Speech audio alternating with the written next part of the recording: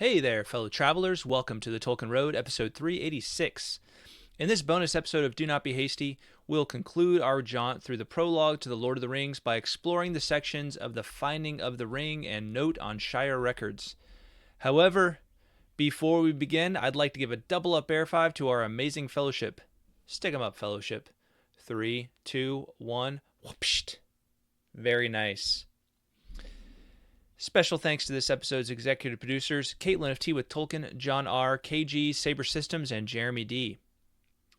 Also, a shout out to those celebrating their fellowship anniversary in August of 2024, Emil K., Brian B., Wilbo Baggins, Ben D., William J. H., Henry B., and Jonathan L. Thank you all so much for sticking with us over the years. The final two sections of The Lord of the Rings prologue essentially serve to connect the story's beginning with the events of The Hobbit, or There and Back Again, as it's known in universe. In so doing, we're given a glimpse into the tricksy details and false accounts that yield a deeper insight into the operation of the One Ring. So let's dive in.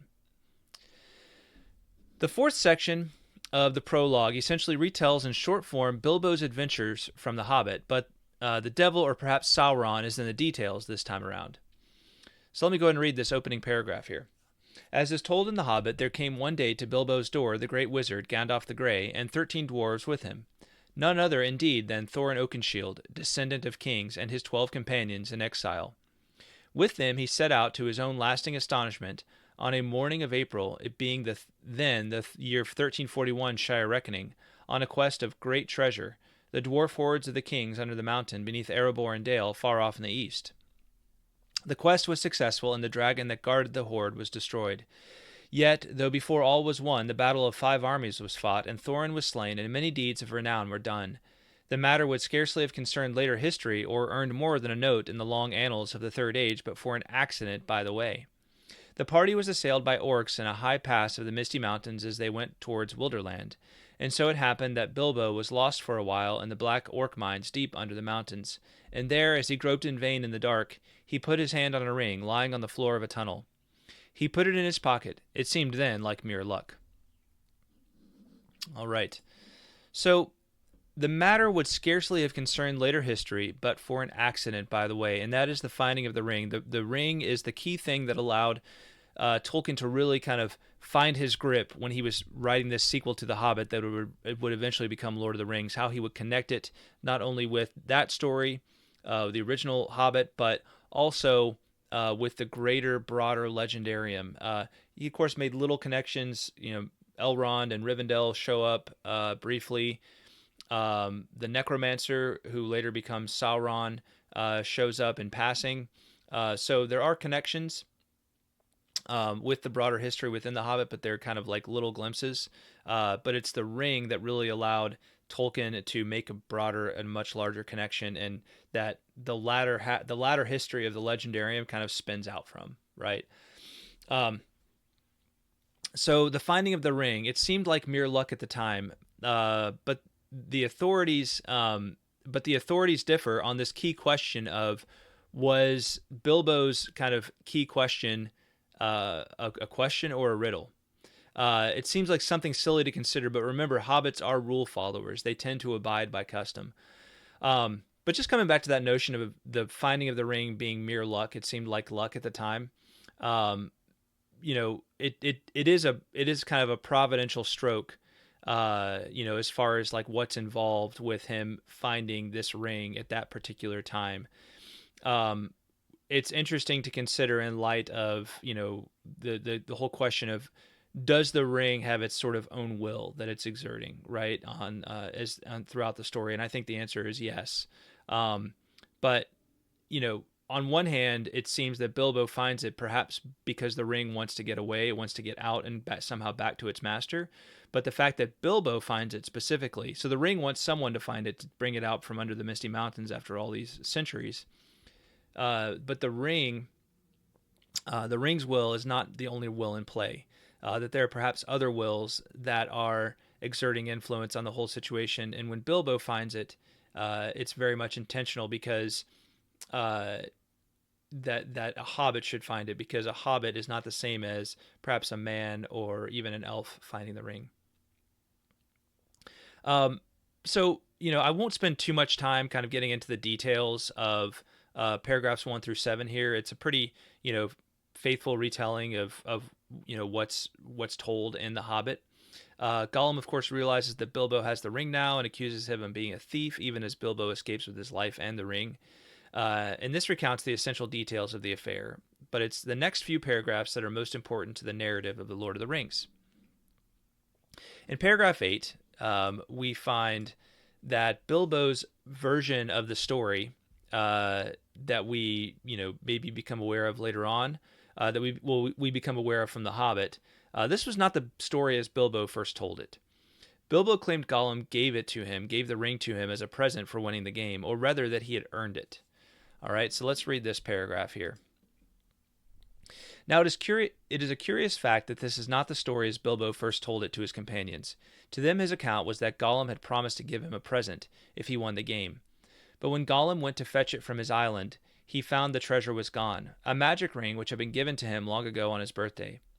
Bilbo guessed that this was the very ring that he had found, and as he had won the game, it was already his by right. But being in a tight place, he said nothing about it and made Gollum show him the way out, as a reward instead of a present. This account Bilbo set down in his memoirs, and he seems never to have altered it himself, not even after the Council of Elrond. Evidently, it still appeared in the original Red Book, as it did in several of the copies and abstracts. But many copies contain the true account as an alternative, derived no doubt from notes by Frodo or Samwise, both of whom learned the truth, though they seem to have been unwilling to delete anything actually written by the old Hobbit himself. So Bilbo really changed some of the slight details of the story, right, when he told it to Gandalf. The truth of the matter is that Bilbo finds the ring because Gollum had lost it.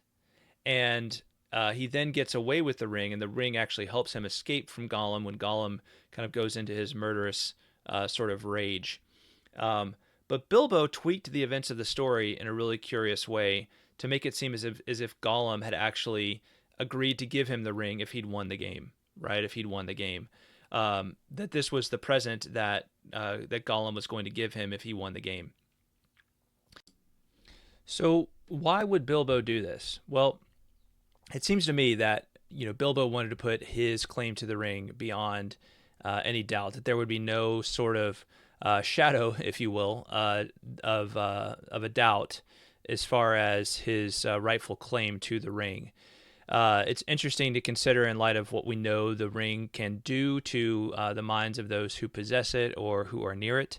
But that seems to be, where indications lead. In paragraph 9, we learn that Gandalf disbelieved Bilbo's version. Bilbo was normally a truth teller, so this really disturbed Gandalf. Gandalf believed he borrowed the idea of it being a present from Gollum, who claimed it was a birthday present originally. Of course, we know that story from the story of Smeagol and Deagol. In paragraphs 10 through 12, there and back again retold is concluded. And we learned that the Mithril mail is kept at Mitchell Delving, which is surprising to me, because it's right there, and Bilbo has it later in the story, but it's written right there. His coat of marvelous mail, the gift of the dwarves from the Dragon Horde, he lent to a museum to the Mitchell Delving Madam House, in fact. I guess he got it back at some point before he left for Rivendell. Otherwise, nothing very notable occurred in the Shire for the next 60 years, it says. I do find this note a little bit curious. Surely Bilbo had other adventures, but maybe they just don't really rise to that same level. Or at least this says nothing curious really happened in the Shire, so maybe it just, his other adventures happened beyond the borders of the Shire. All right. And then the final section here is the note on the Shire Records. The final section of the prologue is, in a way, one of the most purely Tolkienian writings I can imagine. It is an in-universe textual history of the various documents that Tolkien purports to have pulled from when composing The Lord of the Rings. I say purely Tolkienian for the sake of the father and the son, for surely Christopher learned something of this love for textual history from his father, as we can see with the very academic rigor of the History of Middle-earth series. Let's take a look at what the elder Tolkien was doing here in the last section of the prologue. So in the first paragraph of this section, we learn of the growth of libraries in the Shire in the Second Age. The part of hobbits in the War of the Ring awakened their interest in their own history, thus leading to the more historical writings in the Shire. Let's read this paragraph. At the end of the Third Age, the part played by the hobbits in the great events that led to the inclusion of the Shire and the reunited kingdom awakened among them a more widespread interest in their own history. And many of their traditions, up to that time still mainly oral, were collected and written down. The greater families were also concerned with events in the kingdom at large, and many of their members studied its ancient histories and legends. By the end of the first century of the Fourth Age, there were already to be found in the Shire several libraries that contained many historical books and records. Now you're like, why would I care about Hobbit libraries? Well, I mean, if you're a fan of Hobbits, then you're going to care about anything associated with Hobbits. But specifically libraries, like why did Tolkien feel the need to write this short section here on various Hobbit libraries? Well, it really has to do, we'll find out, with the whole in-universe notion of the Red Book of Westmarch and the other sources for these various writings. Tolkien, it's just such an interesting thing that Tolkien felt like he needed to document the textual history of the of this imaginary world of his, right? And surely he found some sense of joy in that, right? Some sense of joy in like kind of mapping out with a certain degree of accuracy, where these different accounts came from. Okay. It's such an interesting little idiosyncrasy of his personality and of his creative style. But it probably has something to do with his very academic nature. But it is what it is. So let's explore it a little bit. Paragraph 2 talks about the Undertowers Library, the Fairbairn Library, and that the Red Book was originally Bilbo's private diary. The Hobbits created various libraries in the Shire during the very early Fourth Age. There were the Undertowers, the Great Smeals, and Brandy Hall. Of course, the Undertowers were towards the very western edge of the Shire, near the Great Towers of the Elves. The Great Smeals were in Tuckborough in the West Farthing, not terribly far from Hobbiton. And then Brandy Hall was, of course, in Buckland. So Brandy Hall, of course, these places all existed prior to this, but the libraries, I guess, were kind of growing phenomenons in the early Fourth Age. You think about it, like these three locations correspond to Frodo's three friends that set out on the journey with him in the Lord of the Rings, right? The Brandy Hall corresponding to Merry, Brandybuck. The Great Smeals corresponding to Peregrine Took, right? Tuckborough. And then the Undertowers corresponding to Samwise, right? So his descendants, the Fairbairns, moved towards this particular area. The Red Book of Westmarch was preserved at Undertowers, hence of Westmarch, right? So being in that particular western region. Originally Bilbo's private diary. Frodo brought it back from Rivendell and added his account of the War of the Ring after the events of the Lord of the Rings. It's a diary plus 3 large volumes plus 1 other large volume containing commentaries, genealogies, and various other matters. So, I mean, Tolkien, he gets fairly deep. I mean, it's almost as if this thing existed and he saw it in his mind. The textual history of the Red Book begins to be laid out in paragraph 3. We learn that the original was not preserved, but many copies were made and given to the descendants of Master Samwise. The most important copy was the Thain's book, so let's read about this. The most important copy, however, has a different history. It was kept at Great Smeals, but it was written in Gondor, probably at the request of the great-grandson of Peregrine, and completed in Shire Reckoning 1592, which is the First Age 172. The Fourth Age 172, excuse me. Its southern scribe appended this note. Findegil, King's Writer, finished this work in the Fourth Age 172. It is an exact copy in all details of the Thain's book in Minas Tirith. That book was a copy made at the request of King Eleasar of the Red Book of the Periannath, and was brought to him by the Thain Peregrine when he retired to Gondor in Fourth Age 64. So this is a copy of Peregrine Took's copy of the Red Book of Westmarch. Of course, some of this stuff is spoiler alert. Sorry to just be mentioning that now. Just if you haven't read Lord of the Rings or it's been a while, of course we won't be getting to any of those things that were just spoiled until much later, much later. So you have time to forget it. All right. The Thain's book was thus the first copy made of the rest book and contained much that was later omitted or lost. So this was kind of, maybe we'll think of it as like the most densely rich version of the Red Book of Westmarch with detail. I just think this is really interesting. Like, I think of this when I kind of like try to wrap my head around like kind of different, like the textual history, if you will, of the four Gospels and various other writings of like the New Testament, which I've spent a little time with. I'm certainly no expert in any of it, but I've spent a little time trying to kind of wrap my head around and understand. Some like the understanding of the textual history of ancient works is certainly not something that most people care about, but it is a really fascinating sort of thing, and you can learn a lot about the history of anything through the history of its languages and documents, right? Important documents. It's yeah, I think it's again, it's the academic in Tolkien shining through here, the professorial nature, if you will. But there's something enjoyable, about kind of I can see for Tolkien about writing about this and about trying to kind of wrap your head around it. Um, so we see the original was not preserved, but many copies were made and given to the descendants of Master Samwise, and then most important was the copy of the Thain's book. The Thain's book was added to the Thain's book was the tale of Aragorn and Arwen, which of course is into the appendices of the Lord of the Rings. It says the chief importance of Findegil's copy is that it also contains the whole of Bilbo's translations from the Elvish. These 3 volumes were found to be a work of great skill and learning, in which, between 1403 and 1418, he had used all the sources available to him in Rivendell, both living and written. But since they were little used by Frodo, being almost entirely concerned with the elder days, no more is said of them here. So this must be, an allusion to the stories of the Silmarillion, which again, there seems to be kind of a nested narrative there that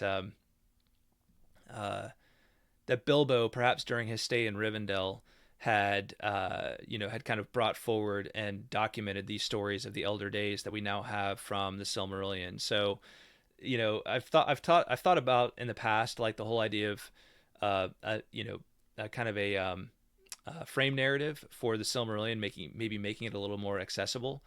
Surprised that road wasn't gone down, but there you go. There's your frame narrative, right? Bilbo working on it while he's in Rivendell, between between the years of his leaving the Shire after his birthday and arriving in Rivendell, and when Frodo and the Fellowship arrive in Rivendell.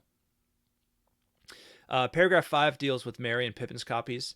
So Brandy Hall, many works dealing with Eriador and the history of Rohan were kept there. Of course, Merry, spending much time with the people of Rohan, the leaders of Rohan.